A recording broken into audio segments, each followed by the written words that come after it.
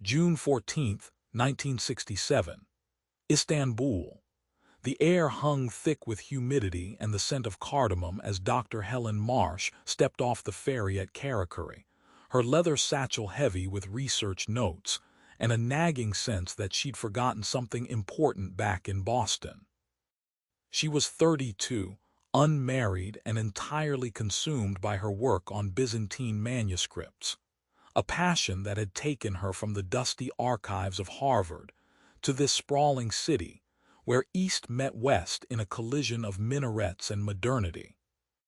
The American consulate had arranged everything: a local liaison to help navigate the labyrinth of Turkish bureaucracy, access to the Topkapi Palace archives, and a small office in the consulate building itself where she could work undisturbed. What Helen didn't know, what she couldn't possibly have known, was that the man waiting for her at the dock with a warm smile and impeccable English was about to turn her entire world into a carefully constructed lie. Kemal Aydin stood with his hands in his pockets, dark eyes scanning the crowd until they found her. He was handsome in an understated way, mid-30s, with the kind of face that suggested intelligence and humor in equal measure. He raised a hand. Helen, juggling her satchel and a rolled map, waved back awkwardly. Their first handshake was brief, professional. His palm was dry despite the heat. Later, much later, she would remember that detail and wonder if even his sweat had been trained to betray nothing. Kemal worked, or so his credentials claimed, for the Turkish Ministry of Culture. His job was to facilitate foreign researchers, to open doors that would otherwise remain closed, to translate not just language but context. He was good at it, exceptional even. Within a week, Helen had access to manuscripts she'd only dreamed of examining.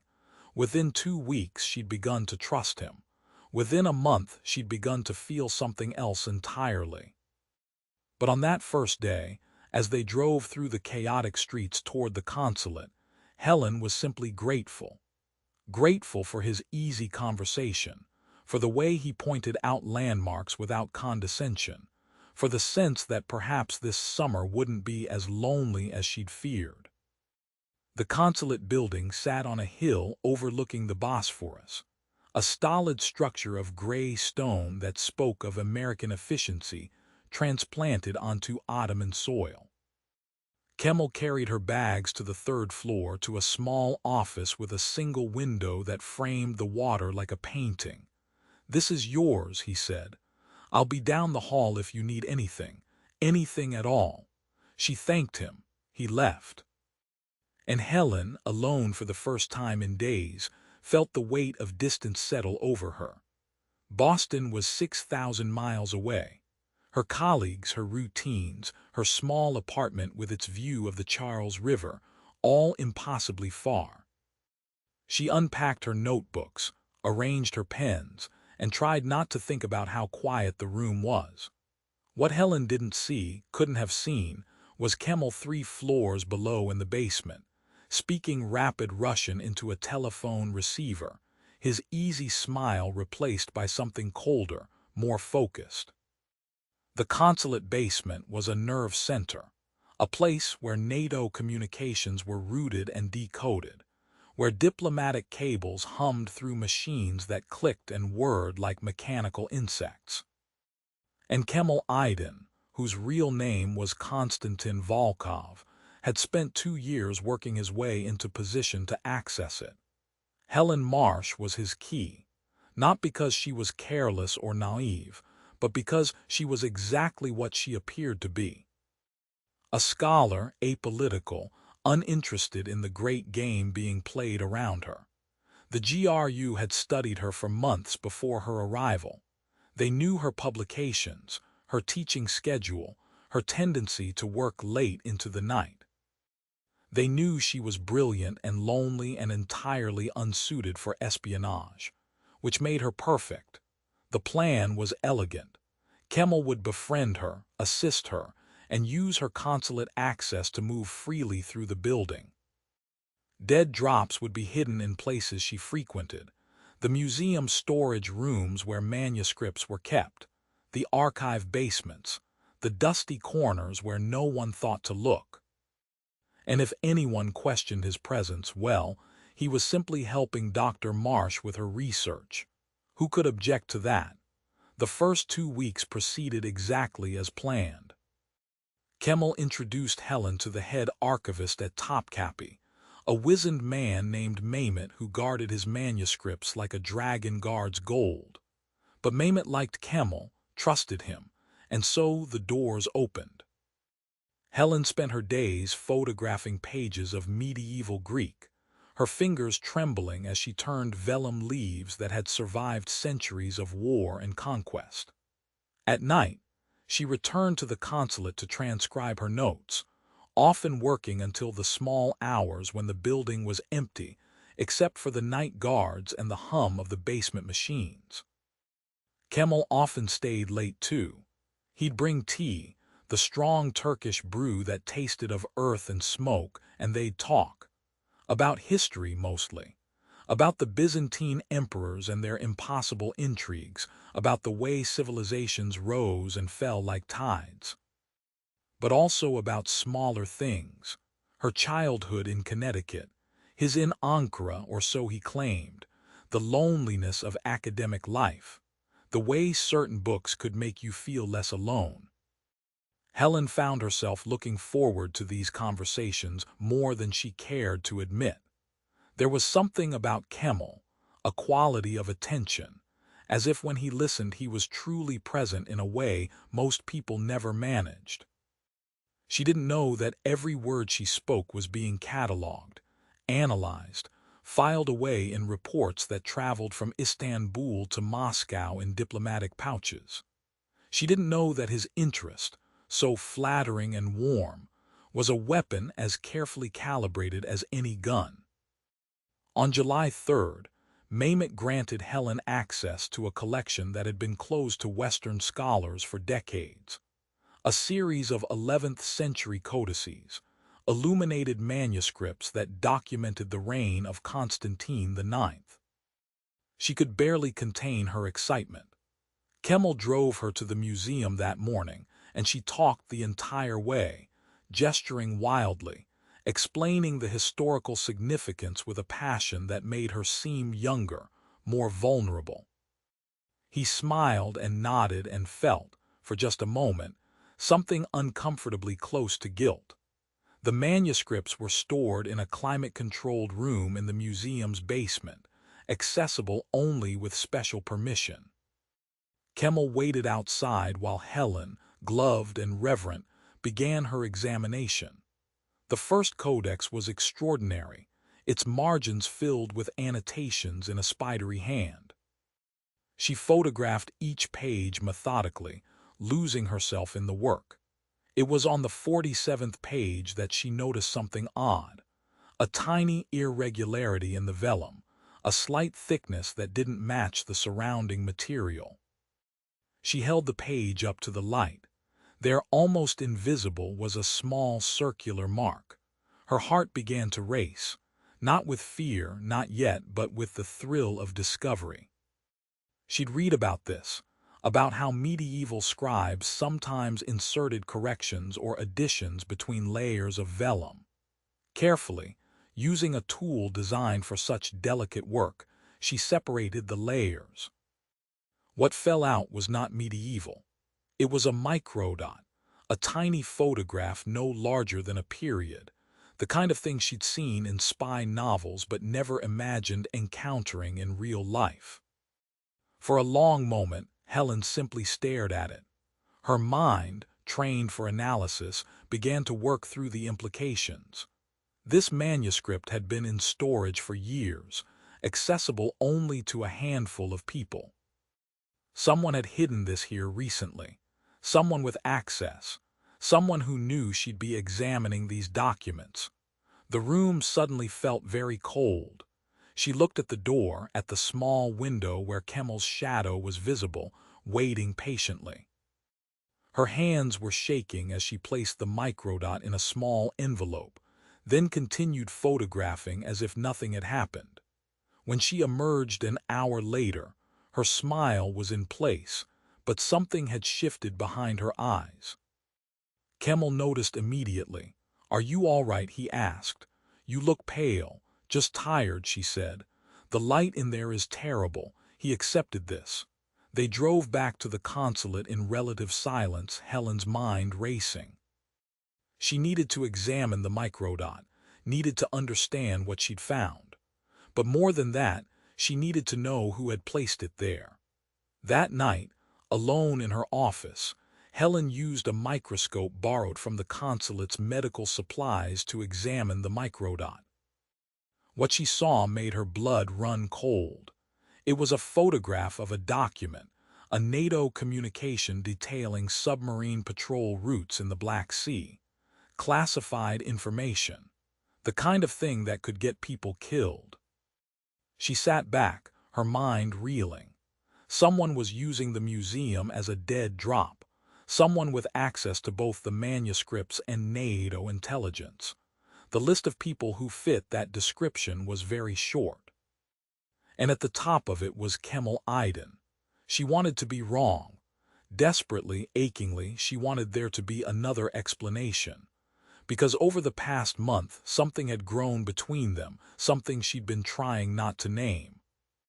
The way he looked at her when he thought she wasn't watching. The way their hands had brushed reaching for the same book, and neither had pulled away. The conversation last week when he'd told her about his mother's death, his voice breaking in a way that seemed too raw to be performance. She'd comforted him then, her hand on his shoulder, and felt the warmth of connection, of being needed. Had all of it been lies? Helen didn't sleep that night. She sat at her desk, the microdot in front of her, and tried to think like a spy instead of a scholar. If Kemal was GRU, and everything pointed to that terrible conclusion, then what was her move? She could go to the consulate security officer, hand over the evidence, and watch as Kemal was arrested or worse. It would trigger an international incident. Turkey and the Soviet Union had a complicated relationship, and exposing a GRU operation on Turkish soil could destabilize the entire region. Or she could do nothing. Pretend she'd never found it. But that meant allowing classified information to flow to Moscow, potentially endangering American lives. There was a third option, one that formed slowly in her mind as dawn broke over the Bosphorus. She could feed him false information, use the very system he'd created against him. It was dangerous. It required her to become something she'd never been, a deceiver, a player in the great game.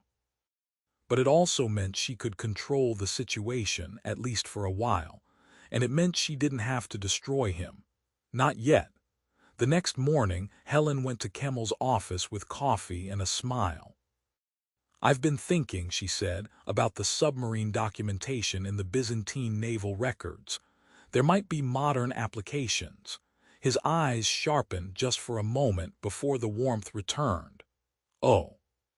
She nodded, launching into a detailed explanation of ancient naval routes, weaving in just enough technical language to sound plausible. She watched his face, looking for tells, for any sign that he understood she was testing him. He listened intently, asked intelligent questions, and gave nothing away. That afternoon, Helen began her own operation. She started leaving notes in her office, carefully worded documents that discussed fictional NATO exercises, imaginary submarine routes that placed American vessels in completely wrong positions. She made sure these notes were visible, accessible, the kind of thing someone searching her desk might photograph. And she watched Kemal, watched for the moments when his attention shifted, when his eyes moved to her papers, when his questions probed just a little too specifically. She found them. Small signs, easy to miss if you weren't looking. The way he steered conversations toward military topics, his interest in her consulate schedule, the fact that he always knew when she'd be working late. Her heart broke a little more with each confirmation, but she kept her face neutral, kept playing her role, because the alternative was confrontation and she wasn't ready for that. Not yet. Their relationship deepened through July, a strange dance of genuine emotion and calculated deception. Kemal took her to dinner at restaurants overlooking the water, where they ate grilled fish and talked about everything except the truth. He showed her parts of Istanbul tourists never saw, narrow streets in Balat where old women sold spices from baskets, rooftop cafes in Beyoğlu where poets gathered to read their work. And Helen, despite knowing what he was, despite the evidence she'd collected, found herself falling. It was the worst kind of trap, the one you walked into with open eyes. She told herself it was necessary, that maintaining the illusion required emotional investment. But late at night, when he kissed her for the first time on a terrace overlooking the city, she knew she was lying to herself as much as to him. His lips were soft, tentative, and when he pulled back his eyes held something that looked achingly like genuine feeling. "I shouldn't," he whispered. "This complicates everything." She almost laughed at the irony. Instead, she kissed him again and felt the weight of her deception settle deeper. The fabricated intelligence she was feeding him was good, carefully constructed with help from a contact she'd made in the consulate, a young officer named Patterson who'd listened to her story with growing alarm, and then, to her surprise, agreed to help. Together, they created a false narrative, documents that suggested NATO was shifting its submarine operations to the Aegean, away from Soviet surveillance. It was plausible enough to be believed, detailed enough to seem valuable. And if Moscow acted on it, if they repositioned their own assets based on Helen's lies, it would give NATO a significant advantage. But it also meant Helen had to maintain the charade, had to keep Kemal close, had to let him believe he was winning. By early August, the strain was beginning to show. Helen had lost weight, her sleep fractured by nightmares where she was running through endless corridors, chasing or being chased. She could never tell which. Kemal noticed, of course. He brought her food, insisted she take breaks, held her when she cried one night and blamed it on exhaustion. His tenderness was the cruelest part, because she could see, or thought she could see, that some part of what he felt was real. That he was as trapped as she was, caught between duty and desire, between the man he was supposed to be and the man he was becoming in her presence. One night, working late in the museum storage room, Kemal found her staring at a manuscript, tears streaming down her face. "Helen," he said, alarmed. "What's wrong?" She looked up at him and for a moment considered telling him everything, considered asking him to choose, to walk away from his mission, to be with her for real. Instead, she said, "I just realized how temporary this all is, how soon I'll have to leave." He knelt beside her, taking her hands. "Then we'll make the most of the time we have."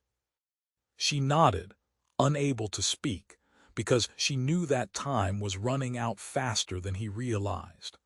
Patterson had informed her that morning that Langley was getting interested in her reports, that they wanted to move on the intelligence, to close the operation, that her role as an unwitting asset was about to end. The confrontation came on August 19th, on a ferry crossing the Bosphorus at sunset. Helen had suggested the meeting place, somewhere public but isolated, where they could talk without being overheard. Kemal arrived with flowers, yellow roses that matched the fading light.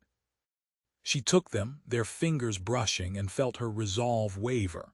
They stood at the railing, watching the water. The Bosphorus was crowded with ships, tankers and fishing boats and pleasure craft, the whole chaotic dance of a city built on water.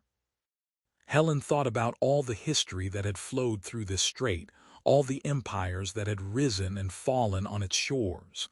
"I know," she said quietly. His body went still beside her. "Know what? Who you are, what you've been doing." For a long moment he said nothing. The ferry's engine thrummed beneath their feet. Then his voice carefully neutral. "I don't know what you mean." She turned to face him and saw her own pain reflected in his eyes. "Konstantin Volkov, GRU. You've been using me to access NATO communications. The dead drops in the museum, the microdot in the codex. I found it all." His face went through a series of changes, shock, calculation, resignation, before settling into something harder than she'd ever seen from him. When he spoke, his accent had shifted just slightly, revealing the Russian underneath the Turkish. "How long have you known?" "Since July 3rd. His eyes widened. "That long, and you said nothing." She held up a folder she'd been carrying. "Because I've been feeding you lies. Every piece of intelligence you've passed to Moscow for the past 6 weeks has been fabricated. The submarine routes, the NATO exercises, all of it. False." She watched him process this, saw the moment he understood the full scope of what she'd done. His laugh was bitter. "So we've both been playing each other." "Yes." But there was something else in his expression now, something that looked like respect. "That was well done," he said quietly. "Langley trained you." "No, I'm just a very good researcher, and you made me very angry." They stood in silence, the ferry approaching the Asian shore. Around them, other passengers chatted and laughed, oblivious to the small drama unfolding at the railing. "What happens now?" Kemal asked. "Or should I call you Helen?" She felt tears prick her eyes. "I don't know. Patterson wants me to turn you in, to let the Turkish authorities handle it. And will you?" She looked at him, really looked at him, trying to separate the man she'd fallen for from the spy who'd manipulated her. The terrible thing was she couldn't. They were the same person, both real, both true. "I should," she said. "You used me. You lied to me. Everything between us was a lie." He reached for her hand and she let him take it. "Not everything. Some of it, maybe most of it at the start. But not all. Not what I feel for you now." She wanted to believe him. That was the worst part. Even knowing what he was, what he'd done, she wanted to believe that something real had grown in the space between their deceptions. "I gave you false intelligence," she said, "but I could have given you real information, could have actually helped you. I didn't. That has to count for something, it does." He squeezed her hand. "So what do we do?" The ferry was docking. They had minutes, maybe less, before they'd have to disembark, before the moment would pass and decisions would become irreversible. Helen made her choice. "You leave. Tonight. There's a flight to Athens at midnight. From there you can go wherever you want, but not back to Moscow. Not back to this life. And if I refuse, then I go to Patterson and this becomes an international incident. You'll be arrested, probably traded back to the Soviets in some exchange, and everything we've had, real or not, ends badly for both of us." He studied her face. "You'd let me go, after everything?" She nodded, not trusting her voice. Why? Because she loved him. Because despite everything, despite the lies and the manipulation and the betrayal, she'd somehow fallen in love with a man who might not even be real. Because the alternative was watching him be destroyed and she couldn't bear it. "Because I'm a fool," she said. He pulled her close and she let herself sink into his embrace one last time. His heartbeat was steady against her ear. "I'm sorry," he whispered, "for all of it, I know." The ferry docked with a shudder. Passengers began to disembark. Kemal pulled back, his hands on her shoulders. "If things were different, if we'd met another way. But they weren't and we didn't." He nodded. He kissed her forehead, a gesture so tender it made her ache.